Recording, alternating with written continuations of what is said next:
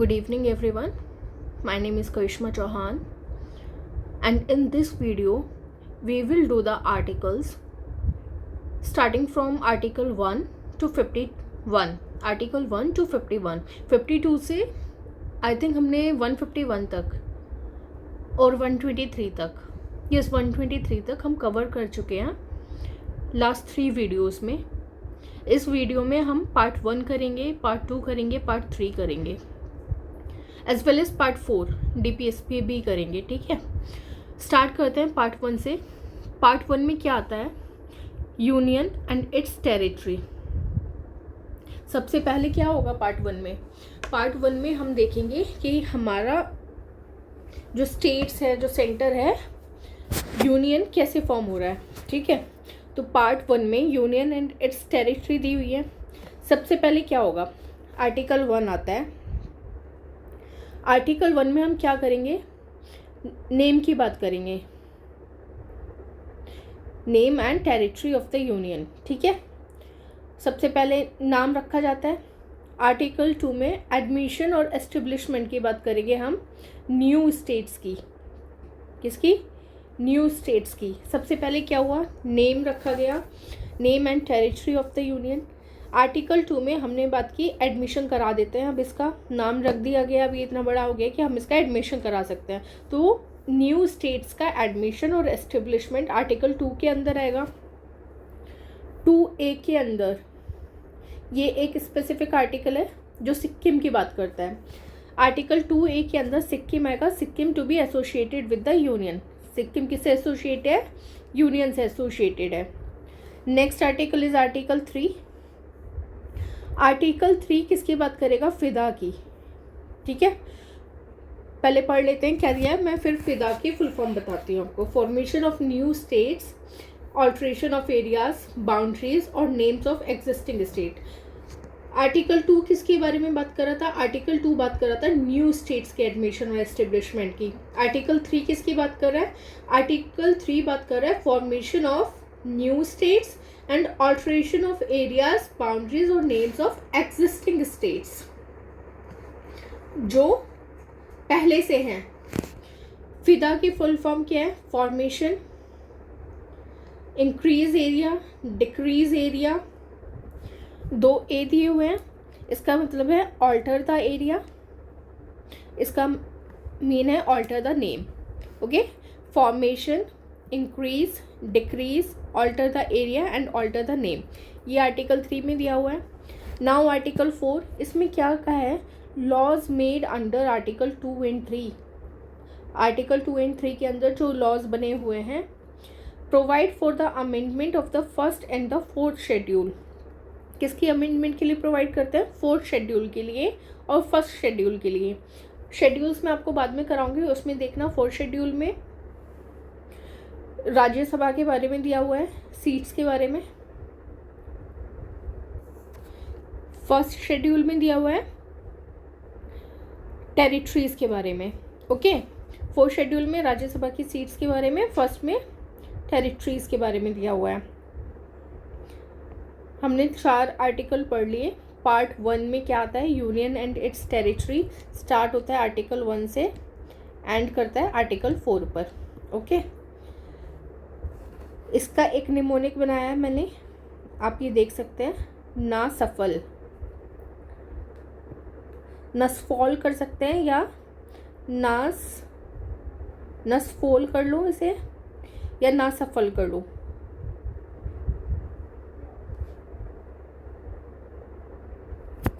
Okay, N से क्या है? Name and territory of the union. A से admission establishment of new states. S से Sikkim to be associated with the union. F O से formation वाला, फिदा वाला पूरा आ जाएगा यहाँ पे. Also laws made under article 2 and 3. ठीक है, जो आपको इजी लगे अब वैसे याद कर लो इसे, ना सफल या नसफोल.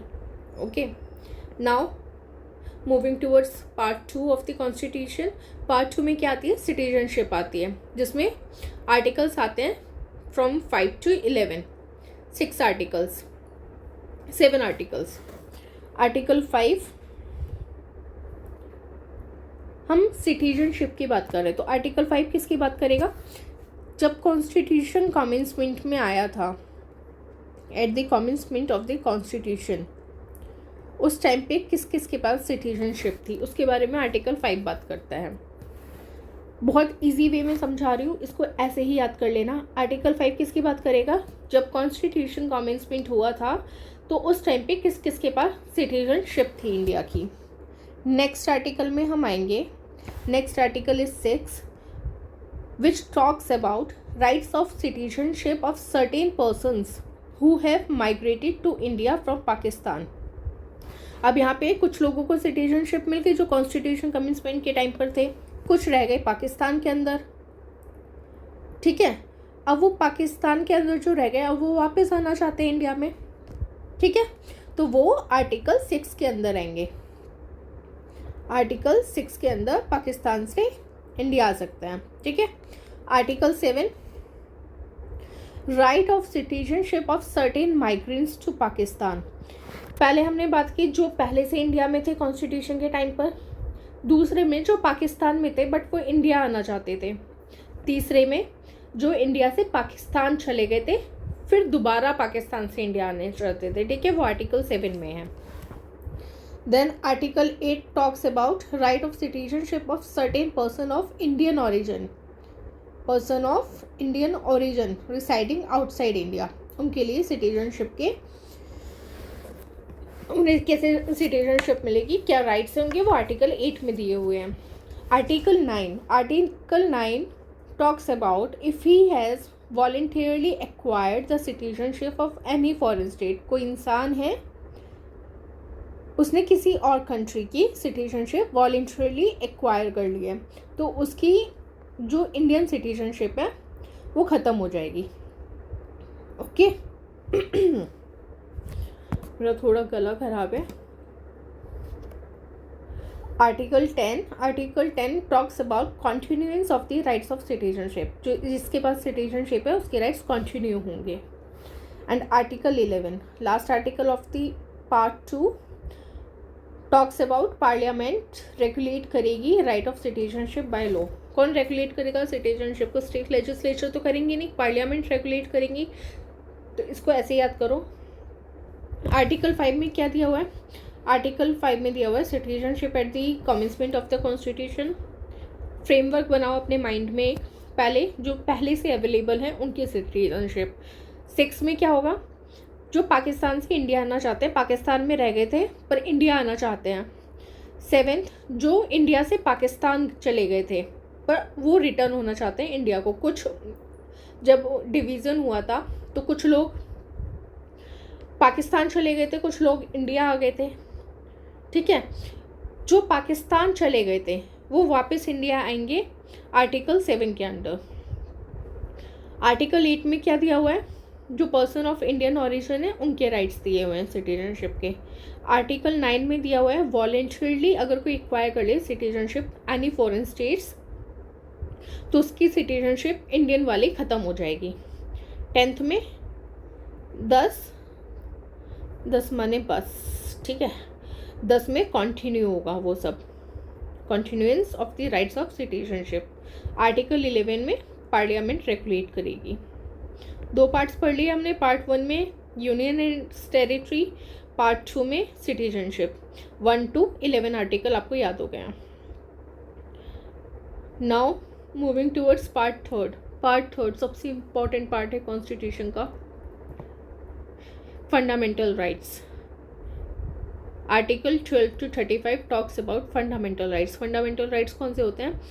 अगर कोई ह्यूमन एग्जिस्ट कर रहा है तो उसके बेटर लिविंग के लिए, उसकी एग्जिस्टेंस के लिए जो राइट्स इंपॉर्टेंट होते हैं उनको हम फंडामेंटल राइट्स कहते हैं। This is a small definition and essence of the fundamental rights, ठीक है। तो स्टार्ट करते हैं आर्टिकल 12 से। आर्टिकल 12 में दिया हुआ है डेफिनेशन ऑफ स्टेट। हमें ये राइट्स किसके अगेंस्ट मिलते हैं? फंडामेंटल राइट्स हमें किसके अगेंस्ट मिल रहे हैं? स्टेट के, कि स्टेट अपनी मोनोपोली ना चलाए, टायरेनी ना शो करे अपनी, उसके अगेंस्ट हमें फंडामेंटल राइट्स मिले हैं। किसको मिले हैं? सिटीजन्स को मिले हैं, ठीक है। तो आर्टिकल 12 में स्टेट की डेफिनेशन दी गई है कि स्टेट क्या होती है। आर्टिकल 13 में कहा गया है जो लॉज फंडामेंटल राइट्स के पैरेलल नहीं होंगे, अगेंस्ट होंगे, वो इनवैलिड होंगे। ठीक है, लॉज इनकंसिस्टेंट विद और in derogation of the fundamental rights are invalid. ठीक है, स्टार्ट कहाँ से हुआ?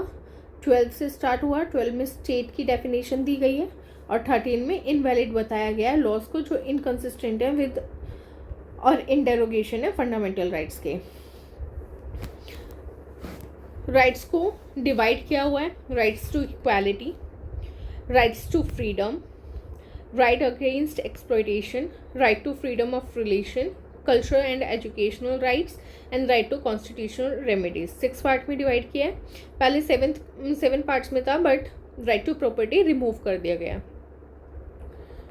Okay, right to equality 5 articles आते हैं इसमें। कितने आते हैं? 5 आर्टिकल्स हैं। They talks about equality. Article 14, 15, 16, 17, 18। ये मैंने स्टार मार्क किया है, ये मैं आपको बाद में बताऊंगी मैंने स्टार मार्क क्यों किया है। याद रखना 15, 16 को यहाँ स्टार मार्क किया गया है। आर्टिकल 14 में हम इक्वालिटी की बात करते हैं। Equality before law and equal proportion of laws. Equality before law and equal proportion of laws 15। ठीक है, इसको आप याद करने की टेक्निक बता देती हूँ मैं। इसका निमोनिक है, अगर राइट टू इक्वालिटी का निमोनिक जानना है, E for equality, E for E for equality, E for एपिया। ठीक है,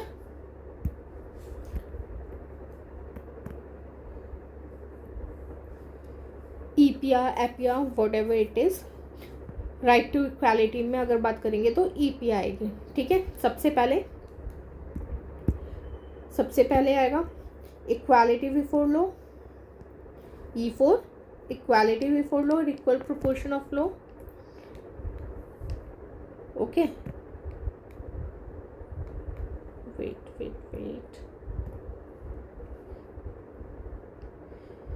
equality before law, equal proportion of law. P for prohibition of discrimination, P for prohibition of discrimination. कौन कौन से grounds पे?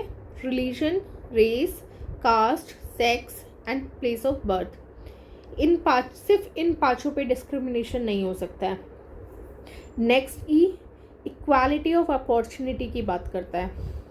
पहला ई किसकी बात कर रहा था? Equality of law and equal proportion of law, equality before law, right. Article 16 किसकी बात कर रहा है? Equality of opportunities in matter of public employment. Public employment में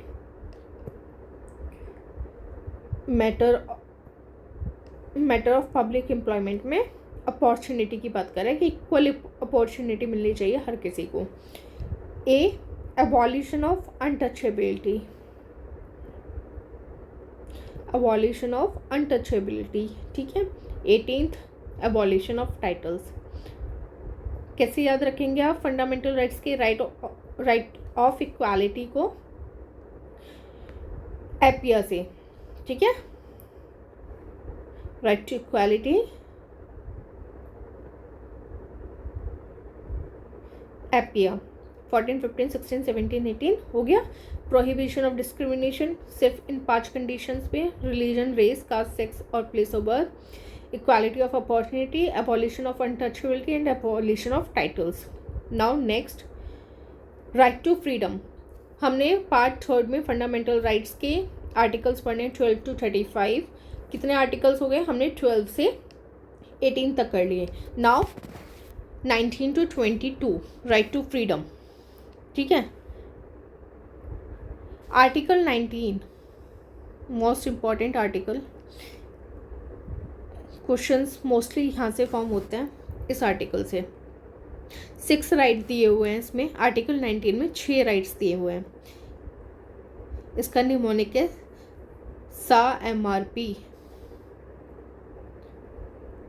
सारेगामा का सा, MRP, ऐसे याद कर लो, ठीक है।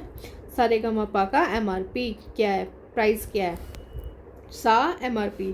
S for speech and expressions, A for assembly, A for association, ऐसे याद करो। पहले कुछ बोल रहे थे, स्पीच एंड एक्सप्रेशन दे रहे थे, देन असेंबली, असेंबल हुए एक जगह, एसोसिएशन फॉर्म की, मूवमेंट चलाई उन्होंने, फिर एक रेजिडेंस फॉर्म किया और वहाँ प्रोफेस किए अपने जो भी पॉइंट ऑफ व्यूज़ थी, जो भी वैल्यूज़ थी, उन्हें प्रोफेस किया वहाँ, ठीक है। Profession, speech and expression a में दिया हुआ है 19 clause 1 and sub clause A, assembly B में दिया हुआ है, एसोसिएशन सी में दिया हुआ है, मूवमेंट डी में दिया हुआ है, रेसिडेंस ई में दिया हुआ है, बस लास्ट वाला ये जी में दिया हुआ है, ठीक है। एफ में देना चाहिए था ना, बट जी में दिया हुआ है, क्यों?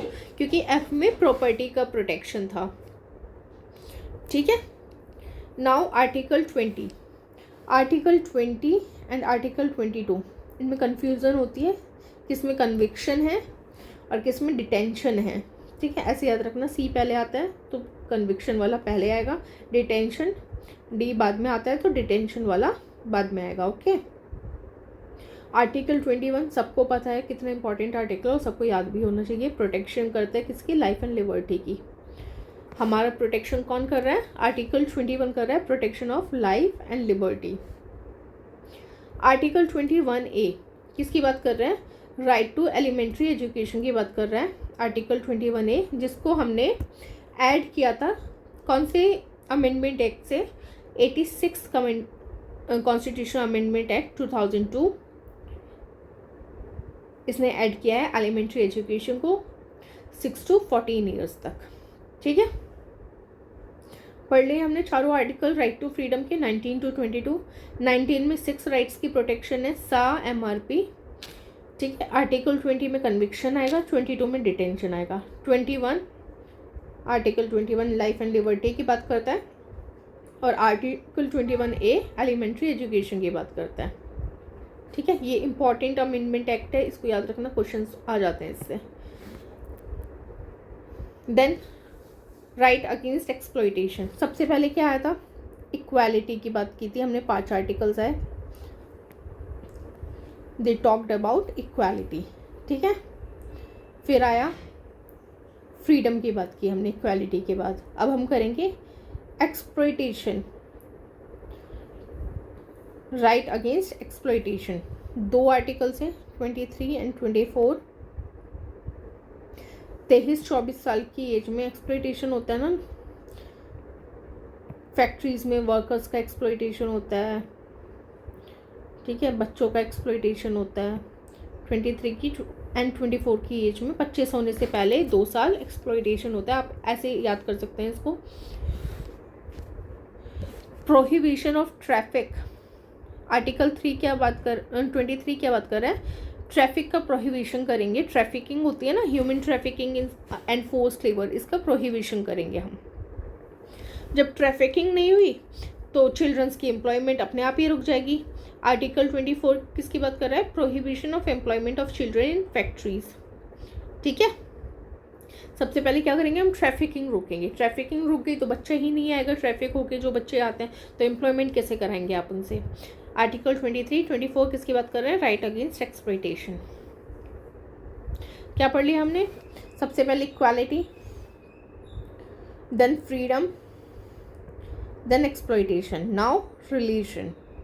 4th नंबर पे आएगा religion, right to freedom of religion, ठीक है। 25 से 28 की उम्र तक सब भक्त बन जाता है, ठीक है।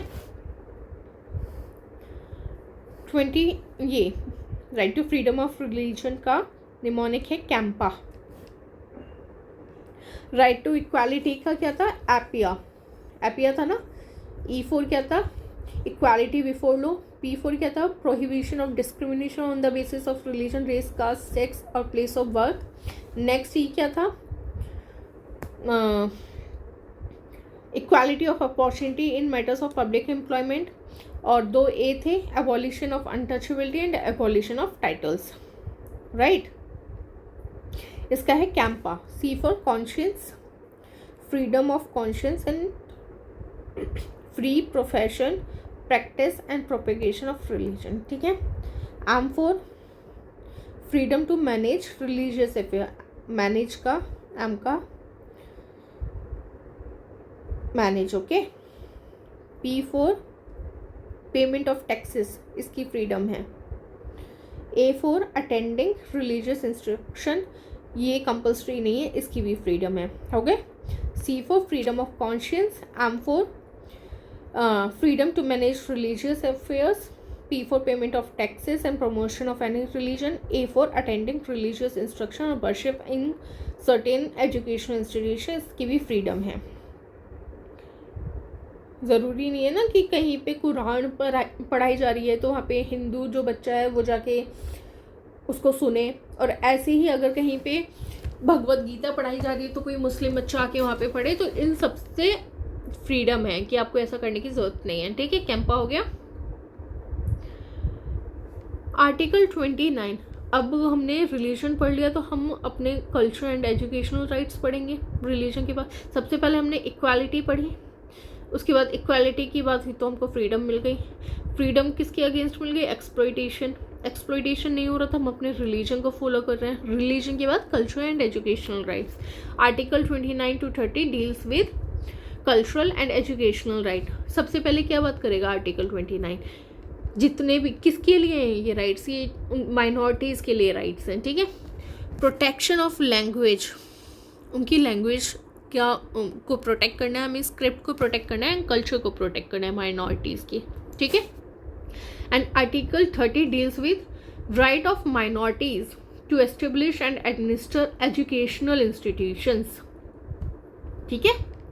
वो अपने एजुकेशनल इंस्टीट्यूशन एडमिनिस्टर कर सकते हैं, एस्टेब्लिश कर सकते हैं, ये राइट उन्हें आर्टिकल 30 में दिया हुआ है। सबसे पहले क्या करेंगे? वो अपने लैंग्वेज और स्क्रिप्ट को बचाएंगे, प्रोटेक्ट करेंगे उन्हें, फिर उसके बाद वो इंस्टीट्यूशन एस्टेब्लिश करेंगे, ठीक है। आर्टिकल 29-30 ये हो गया। 25 to 28 कैंपा हो गया। एक्सप्लॉइटेशन 23-24 साल की एज में होती है। पहले ट्रैफिकिंग रोकेंगे हम, फिर एम्प्लॉयमेंट रोक देंगे बच्चों का। 19 का SAMRP। 20-21 ये हो गया। 20 में कन्विक्शन था, 22 में डिटेंशन था, ठीक है। नाउ आर्टिकल 31 को रिमूव कर दिया गया था, उसको अब 300A में किससे रिमूव किया था? 44th constitution amendment act of 1978 से डिलीट किया गया था। अब उसको एक कॉन्स्टिट्यूशनल राइट बना दिया गया है आर्टिकल 300A के अंदर, ठीक है। Part 12 300A I think. Right to constitutional remedies, ये आर्टिकल 32 में दी हुई है। ये सबसे इम्पॉर्टेंट आर्टिकल है, इसको सोल ऑफ द कॉन्स्टिट्यूशन कहा गया है बाय BR अम्बेडकर। इसमें क्या कहा गया है? Right to move the supreme court for the enforcement of fundamental rights. Fundamental rights को इन्फोर्स कराने के लिए सुप्रीम कोर्ट जा सकते हैं, इंक्लूडिंग द रिट्स, जिसमें रिट्स भी इंक्लूड हैं। 5 तरह की रिट्स होती हैं। रिट्स पे एक अलग से चैप्टर बना दूंगी मैं, एक अलग से वीडियो बना दूंगी, वो आप देख लेना। हैबियस कॉर्पस, मैंडेमिस, सर्शियोरारी या शर्टियोरारी, ठीक है, whatever it is, quo warranto and prohibition, ठीक है। Habeas corpus, mandamus, certiorari, quo warranto and prohibition. वहाँ पे मैंने कुछ आर्टिकल्स पे स्टार मार्क किया था, वो इसलिए किया था। ये आर्टिकल 15, ठीक है, आर्टिकल 15, 16,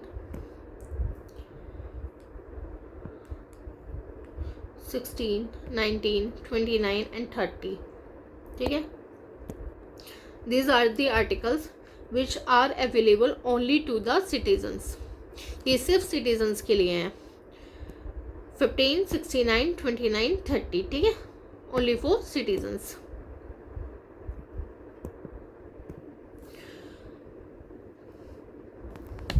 तीन आर्टिकल और बच गए हैं। आर्टिकल 33 जो पार्लियामेंट को पावर देता है to modify the fundamental rights in their application to forces, ठीक है।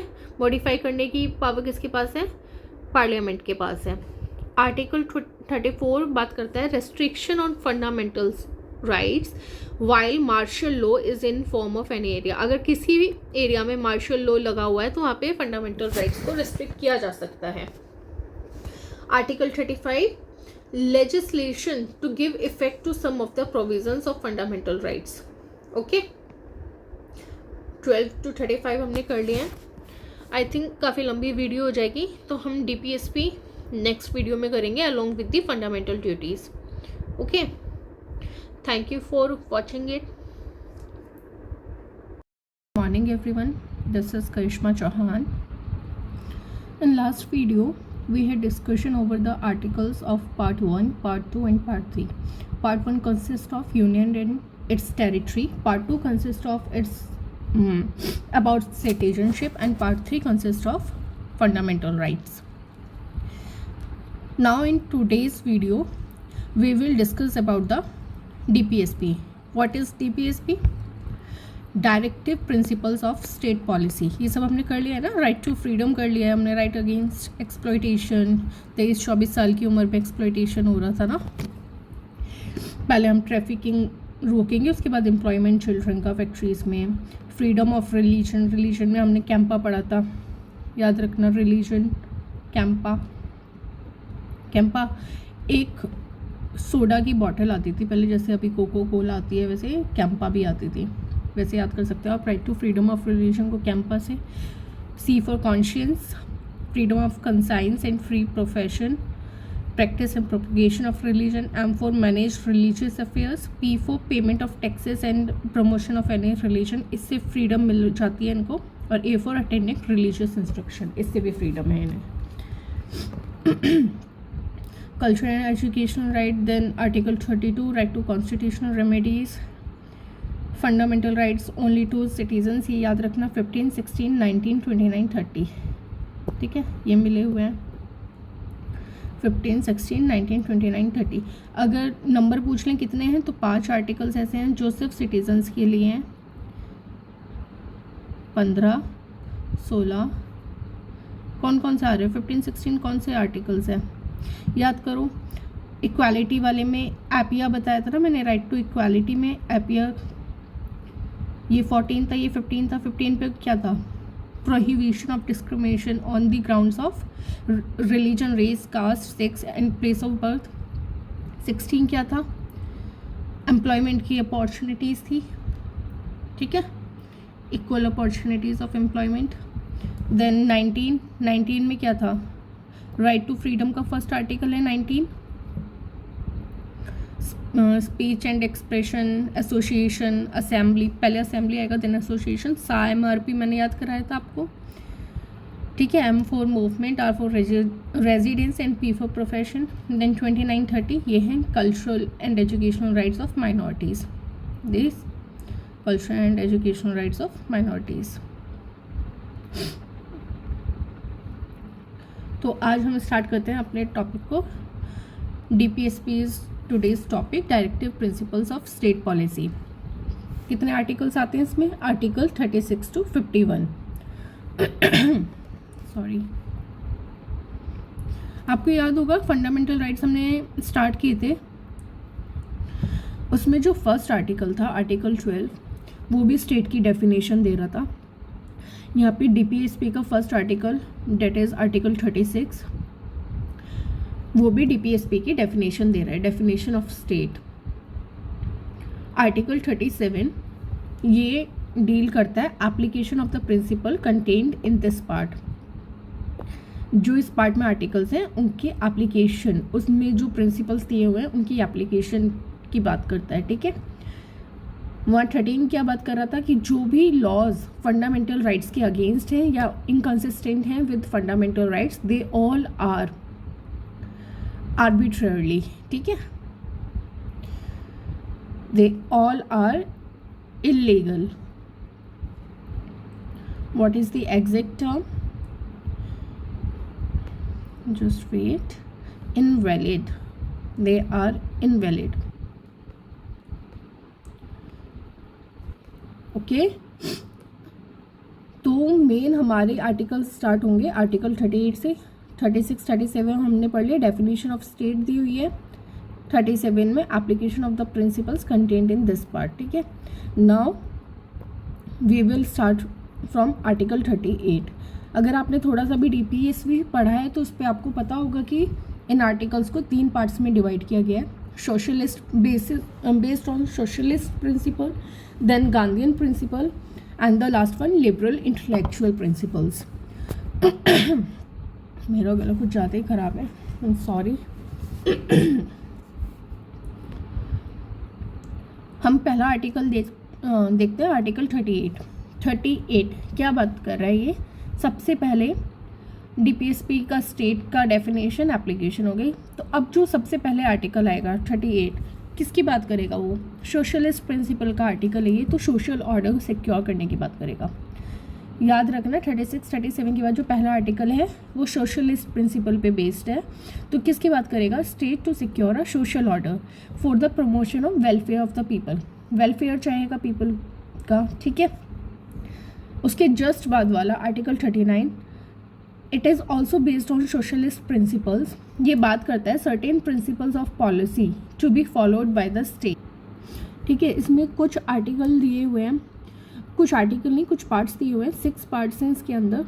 जब मैं DPSP आपको पढ़ाऊँगी एज अ चैप्टर तब मैं आपको बता दूँगी, अभी हम आर्टिकल्स पढ़ रहे हैं। इसमें एक तो दिया हुआ है कि prevention of concentration of wealth and means of production, equal pay for equal work for man and women, preservation of the health and strength of workers and opportunity for healthy development. ऐसे ही करके 6 parts दिए हुए हैं, हम पढ़ लेंगे उसको article 39 में, ओके। तो पहले आर्टिकल 38 में स्टेट सिक्योर करेगी सोशल ऑर्डर, आर्टिकल 39 में कुछ प्रिंसिपल्स बना दिए गए हैं for the livelihood and the goods, wealth and means of production, equal pay for equal work, ठीक है। देन आया आर्टिकल 39A। इसको हमने ऐड किया है 42nd अमेंडमेंट एक्ट ऑफ 1976 से, 42nd अमेंडमेंट एक्ट ऑफ 1976 से, याद रखना इसको। ये क्या कह रहा है, equal justice and free legal add. कुछ लोग होते हैं ना जिनके पास रिसोर्सेज नहीं होते हैं, पॉवर्टी में होते हैं, उनके लिए free legal add, equal justice मिलेगी उन्हें और free legal add article 39A में दिया हुआ है। ये भी सोशलिस्ट प्रिंसिपल है, जहाँ भी लोगों के भले की बात हो रही है ना वो सोशलिस्ट प्रिंसिपल है। जहाँ पे वर्कर्स की बात हो रही है, जहाँ पे इक्वालिटी की बात हो रही है, they all are socialist principles, ठीक है। Article 39A consist of this statement, equal justice and free legal aid, okay. कौन से अमेंडमेंट एक्ट से आया ये, 42nd amendment act of 1976। Then article 40, हमने 3 आर्टिकल पढ़े, 38, 39, 39A, ये तीनों सोशलिस्ट थे। उसके बाद एक आ जाएगा गांधीयन प्रिंसिपल, आर्टिकल 40 में दिया हुआ है। आर्टिकल 40 का O देख लो, O किसके बारे में बात कर रहा है, O फॉर ऑर्गेनाइजेशन। ऑर्गेनाइजेशन किसका, विलेज पंचायत का, ओके। किसका ऑर्गेनाइजेशन हो रहा है, विलेज पंचायत का ऑर्गेनाइजेशन हो रहा है। जहाँ भी गाँव की बात आएगी, कॉर्पोरेशन की बात आएगी, कॉटेज इंडस्ट्रीज़ की बात आएगी, जहाँ पे भी ऐसी बातें आएंगी वो गांधीयन प्रिंसिपल्स हैं, ठीक है। तो O फॉर 40 का O for organisation of village panchayat, ये गांधीयन प्रिंसिपल है। देन 41 आएगा, article 41, it talks about right to work, to education and to public assistance in certain areas, ठीक है। सोशल ऑर्डर हमने देख लिया, हमने सर्टेन प्रिंसिपल्स देख लिए, फिर equal justice and free legal aid आ गया। अब उसके बाद क्या होगा, 41 में right to work, to education and to public assistance. अब सोशलिस्ट प्रिंसिपल किसकी बात करेगा, right to work, to education and to the public assistance in certain areas, ठीक है। आर्टिकल 42 मैटरनिटी रिलीफ की बात करता है। हम इसके याद ऐसे कर सकते हैं, हमारे दो होते हैं ना, तो 4 हो गए वो, हम 2 हमारे 2 4, और जो हमारे 2 हटा दें तो सिर्फ वो 2 लोग हैं, ठीक है। 42 हम 2 हमारे 2 और वो हटा दें तो सिर्फ 2 हैं। Article 42 deals with something pregnancy और इस बारे में बात करेगा, तो provision for just and humane conditions of work and maternity relief, जहाँ प्रेगनेंसी आएगी वहाँ मैटरनिटी रिलीफ आएगा। तो आप याद कर सकते हैं article 42 deals with maternity relief, just and humane condition of work and maternity relief. 40 organisation of village panchayat. 41 right to work, to education and to public assistance. ठीक है, अब 43 हो गए। ठीक है, याद रखना 2 बच्चे थे तो ठीक था, ठीक है, 4 हो गए थे वो, बट अगर 3 बच्चे हो गए तो कहाँ से वेज आएगा उनको पालने के लिए। लिविंग वेज की बात कर रहा है 43 फॉर वर्कर्स। ठीक है, 43A, article 43A, this is also added by 42nd amendment act of 1976। इस अमेंडमेंट ने 42nd अमेंडमेंट ने 4 आर्टिकल्स ऐड किए थे। Article 39, article 39A, 43A and 48A। ठीक है, 39A, 43A, 39 एंड 48A, ये याद रखना। 43A में क्या बात करिए, लिविंग वेज की 43 में बात होगी। ए में participation of workers in management of industries, क्या बात हो रही थी यहाँ, लिविंग वेज की वर्कर्स के लिए। यहाँ 43A में participation of workers in management of industries.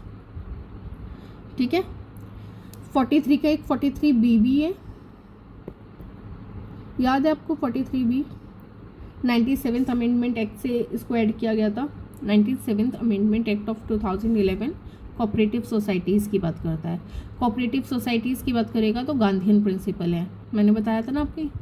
Cooperative society, cottage industries, village panchayat, से सारे गांधीयन प्रिंसिपल्स हैं।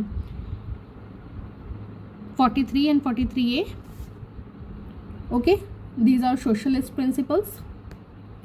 अभी तक 43A तक एक गांधीयन प्रिंसिपल आया है, ऑर्गेनाइजेशन ऑफ विलेज पंचायत, बाकी सारे सोशलिस्ट प्रिंसिपल्स थे। जहाँ पे बी आएगा, बी एक ही में है, वो कोऑपरेटिव सोसाइटी की बात करेगा। 43B कोऑपरेटिव सोसाइटी की बात कर रहा है।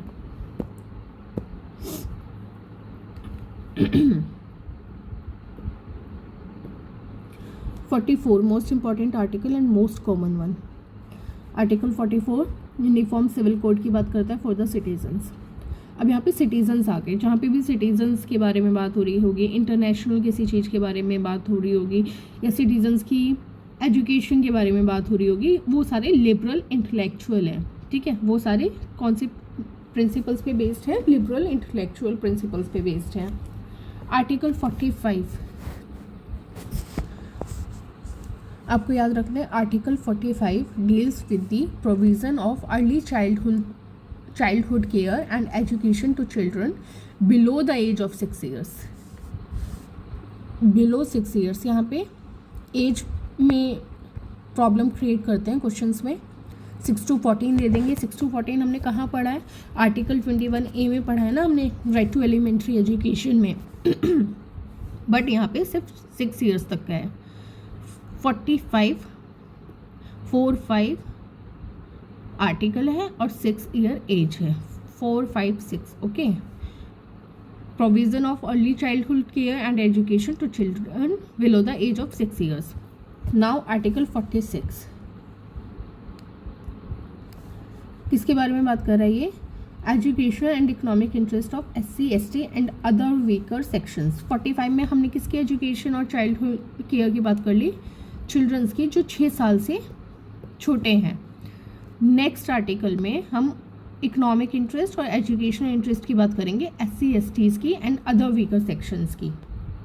ठीक है, ये भी गांधीयन प्रिंसिपल है। SC, ST की बात करना, कोऑपरेटिव सोसाइटीज़ की बात करना, ये गांधीयन प्रिंसिपल है। जहाँ पे एजुकेशन चाइल्डहुड केयर की बात होगी, लिबरल इंटेलेक्चुअल आ गया। यूनिफॉर्म सिविल कोड कंट्री के लिए, सिटीजन्स के लिए लिबरल इंटेलेक्चुअल आ गया।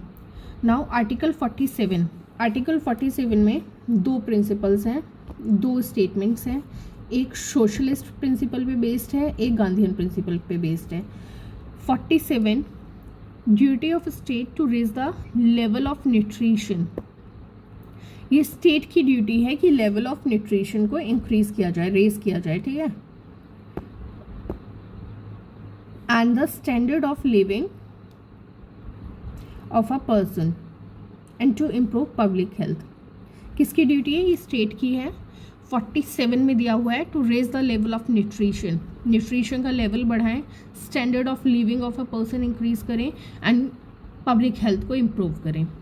ये है सोशलिस्ट प्रिंसिपल, पब्लिक के बारे में बात हो रही है, ठीक है, स्टेट के बारे में बात हो रही है। आर्टिकल 47 क्या करता है? नेक्स्ट 47 जो गांधीयन प्रिंसिपल पे बेस्ड है वो कहता है to prohibit the consumption of intoxicating drinks and drugs. जो ड्रिंक्स एंड ड्रग्स हैं, इंटॉक्सिकेटिंग, अल्कोहल हो गया, ड्रग्स हो गए, वीड्स हो गई, ये सब का कंजप्शन प्रोहिबिट करना है। ये गांधीयन प्रिंसिपल्स में है। गांधी जी यही बात करते थे, अल्कोहल नहीं लेना, वीड्स नहीं लेनी, यूथ को बचाना है ड्रग्स से। तो article 47 consists of two statements. One is socialist, one is Gandhian. Socialist talks about duty of a state to raise the level of nutrition and the standard of living of a person. Article 47 talks about to prohibit the consumption of intoxicating drinks and drugs. Okay. Now moving towards Article 48. Article 48 is based on Gandhian principles. It talks about to prohibit the slaughter of calves and other milch and draught cattle and to improve their breeds.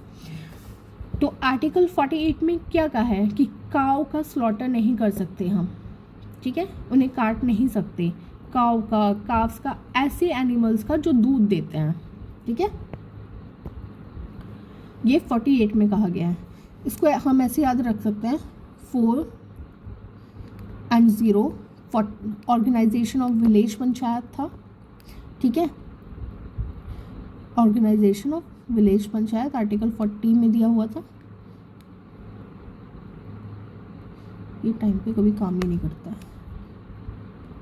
Article 40 में दिया हुआ था। Article 48 इसमें दिया हुआ है prohibit the slaughter of cow.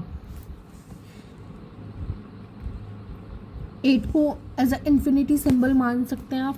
Cow, calves and other milk, ये दूध दे रही हैं, दूध हमें इन्फिनिटी कभी भी हमेशा के लिए चाहिए ना, ऐसा नहीं है। कुछ रिमेंबर करिए कि आज के लिए चाहिए या कल के लिए चाहिए, फ्यूचर में हम जब भी हमें दूध चाहिए होगा तो इन्फिनिटी टाइम के लिए चाहिए हमको। 48 से 8 को इन्फिनिटी मान लीजिए, तो दूध किससे मिलेगा? काव से मिलेगा, इसलिए उनकी स्लॉटर नहीं कर सकते हम, ठीक है। एक आर्टिकल 48 में लिबरल इंटेलेक्चुअल प्रिंसिपल भी है, ठीक है। इसमें क्या कहा गया है? एग्रीकल्चर और एनिमल हस्बेंड्री को मॉडर्न एंड साइंटिफिक लाइन्स पे काम करिए। अब जब हमें इन्फिनिटी पीरियड के लिए चाहिए, गांधी जी ने बात कर दी कि इनको काटेंगे नहीं हम, ठीक है, नेक्स्ट में काटेंगे नहीं और हमें इन्फिनिटी पीरियड के लिए ये मिल्क चाहिए, तो उसको ऑर्गेनाइज करेंगे हम। तो article 48 also talks about to organise agriculture and animal husbandry or modern and scientific lines, but this principle is liberal intellectual principle. Okay, liberal and intellectual principle. Then article 48A, it talks about to protect and improve the environment and safeguard forest and wildlife. ठीक है, 48 को याद रखना। 48 सिर्फ animals की बात कर रहा है। पहला प्रिंसिपल जो गांधी जी ने दिया है कि हम इन्हें काटेंगे नहीं। दूसरा principle agriculture and animal husbandry को ऑर्गेनाइज करेंगे मॉडर्न एंड साइंटिफिक लाइंस में। एंड 48A इसको हमने ऐड किया था 42nd अमेंडमेंट एक्ट ऑफ 1976 से। ये बात करता है कि इन्वायरमेंट को इम्प्रूव करेंगे एंड सेफगार्ड करेंगे फॉरेस्ट एंड वाइल्ड लाइफ का, ठीक है। 49 9 को आईफिल टावर की तरह याद कर लो। एक ऐसे बड़ा सा वो है, डंडा है, वेट,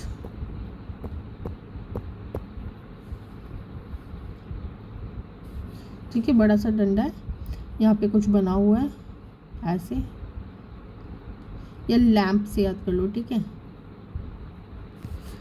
ऐसे याद कर लो 49 क्या है, ये एक मॉन्यूमेंट की तरह लग रहा है ना,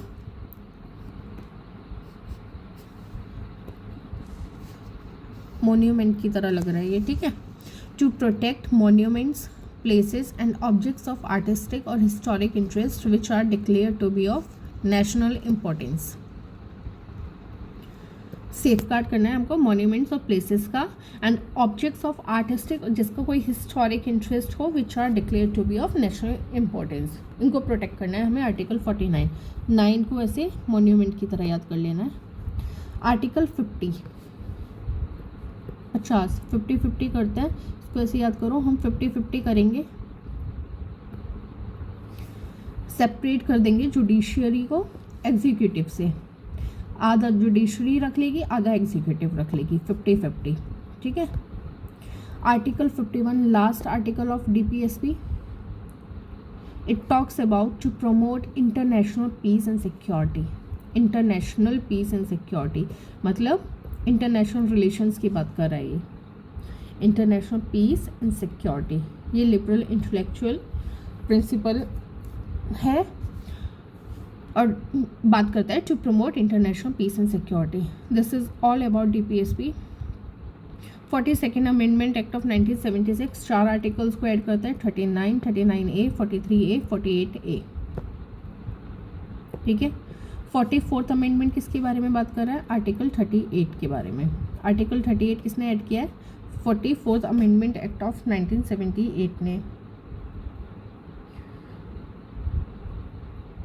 okay. Then 97th amendment act of 2011, इसने 43B किया था। बी से एक ही आर्टिकल है, किसके बारे में बात कर रहा था, बी, सी के बारे में बात कर रहा था, कोऑपरेटिव सोसाइटीज़ के बारे में बात कर रहा था, ठीक है। 86th अमेंडमेंट एक्ट ऑफ 2002 क्या आया था इससे, मैंने कहा था याद रखना हमेशा, 21A एलिमेंट्री एजुकेशन का आर्टिकल इस अमेंडमेंट के थ्रू आया था। It change the subject matter of article 45 पढ़ा था हमने अभी। 45 क्या कर रहा था, ये 6 को ऐड कर रहा था ना,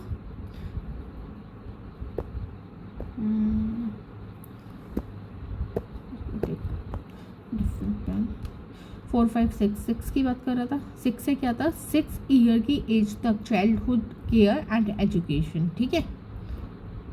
पर यहाँ पे क्या हुआ, यहाँ पे 21A में इसको कर दिया गया 6 to 14 ईयर्स, 6 to 14,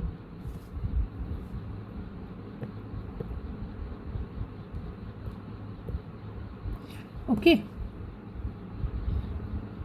97 से आर्टिकल 43B आया, कोऑपरेटिव सोसाइटीज़ के बारे में बात करता है। 44 से आर्टिकल 38, ठीक है। 42nd से ही 4 articles, 39A, 43A, 48A। 48A किसके बारे में बात कर रहा था, 8 से क्या था, इन्फिनिटी, इन्फिनिटी में क्या था, एनिमल्स थे। पर 48A में क्या था, ए में क्या था, ए से भी याद कर सकते हैं, एनिमल्स। इसमें बात हो रही थी इन्वायरमेंट को सेफ रखने की, environment and wild life and forest को, ठीक है। Environment, wild life and forest, एक बार रिवीजन कर लेना, आपको सारे याद हो जाएंगे। This is all about DPSP। Thank you for watching it.